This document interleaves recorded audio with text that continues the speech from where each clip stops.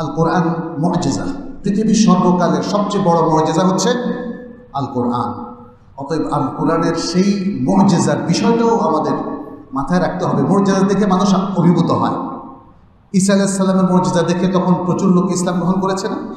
মুসা আলাইহিস সালামের মুজিজা দেখে বনী ইসরায়েলের লোকেরা তার সাথে সম্পৃক্ত হয়েছিল। রাসূল সাল্লাল্লাহু আলাইহি ওয়াসাল্লামের মুজিজা দেখেও অনেকে ইসলাম গ্রহণ করেছে। সবচেয়ে বড় মুজিজা হচ্ছে আল কোরআন। কিন্তু আল কোরআনের এই মুজিজার উপলব্ধিটা আমাদের নাই। ফলে আমরা আল কোরআনকে একটা আর সাধারণ বইয়ের মতো মনে করছি। খেয়াল করে দেখেন না, বরং আমাদের অনেক মুসলিম ফ্যামিলিতে দেখবেন যে গল্প, উপন্যাস, কবিতার বই অনেক বেশি পঠিত, কোরআন কিন্তু সে সাজিয়ে রেখে দিয়েছে, তাই না? এটা কত বড় ভুল হচ্ছে আমাদের, মনে রাখবেন।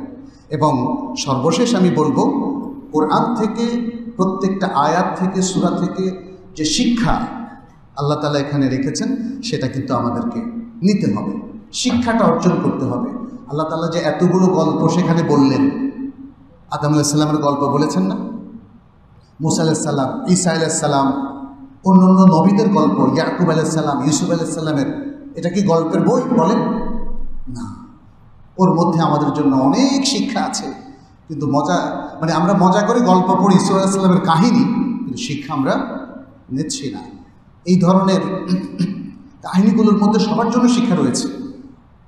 আমি একজন সাধারণ মানুষ, আমার জন্য শিক্ষা রয়েছে না, না সবার।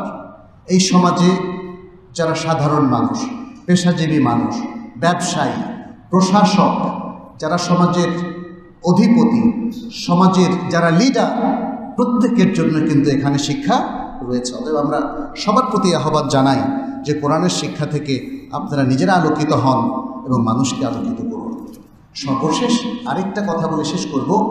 কোরআনের উপরে এই আলোচনা দেখে অনেকের কাছে মনে হতে পারে যে কোরআনই তো যথেষ্ট, হাদিস দরকার নাই, তাই না? একদল মানুষ কিন্তু সেই স্বরটা উচ্চ করেছে। একদল মানুষ, তারা মানুষকে আহ্বান করা শুরু করেছে। এই দেশের বিভিন্ন প্রান্তে কিছু লোক তাদের পক্ষে কাজ করছে, আপনারা জানেন। তারা বলছে আমাদের জন্য কোরআনই যথেষ্ট, হাদিস দরকার নেই। এটা হলো ইসলামের ইতিহাসে সবচেয়ে বড় বিভ্রান্তি। ইসলামের ইতিহাসে ইসলামের বিরুদ্ধে সবচেয়ে বড় ষড়যন্ত্র হলো হাদিসকে অস্বীকার করা। এটা মনে রাখবেন, এদের এজেন্ডা আছে। এরা ইসলামকে চিরতরে ধূলিসাৎ করে দিতে চায়, ধ্বংস করে দিতে চায়। এই জন্য ইসলামের মৌলিক একটা সোর্স, উৎস আল হাদিস এবং আসুন্নাহ, সেটার বিরুদ্ধে তারা প্রশ্ন তুলছে, তারা অস্বীকার করছে। মনে রাখবেন, হাদিসকে অস্বীকার করে ইসলামকে মানার কোনো সুযোগ নাই এবং কোরআনকেও মানার কোনো সুযোগ নেই। কারণ হাদিস এবং সুন্নাহ হচ্ছে আল কোরআনের ব্যাখ্যা। আল কোরআনের ব্যাখ্যা। হ্যাঁ, কিছু জাল হাদিস রয়েছে যেগুলো মূলত হাদিসই না।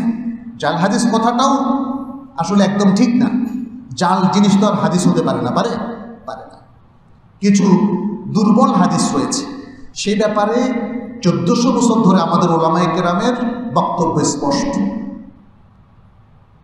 আপনারা যে হাদিসগুলো মানব সেগুলো অবশ্যই অথেন্টিক হতে হবে, হয় সহিহ নয় হাসান হতে হবে। ব্যাস এতটুকুই জেনে রাখেন, আরও অধ্যয়ন করলে ব্যাপকভাবে জানতে পারবেন। কিন্তু সহিহ হাদিস, হাসান হাদিসকে অস্বীকার করার কোনো অধিকার কারণ নেই। আপনি বলতে পারেন আমি ইসলামের কোনো কিছু মানি না, ঠিক আছে। পৃথিবীতে বহু মানুষ ইসলামকে মানে না, আছে না এরকম? অমুসলিমরাও ইসলামকে মানে না। কিন্তু মুসলিম সেজে আপনি মানুষের মধ্যে বিভ্রান্তি সৃষ্টি করবেন, এটা হতে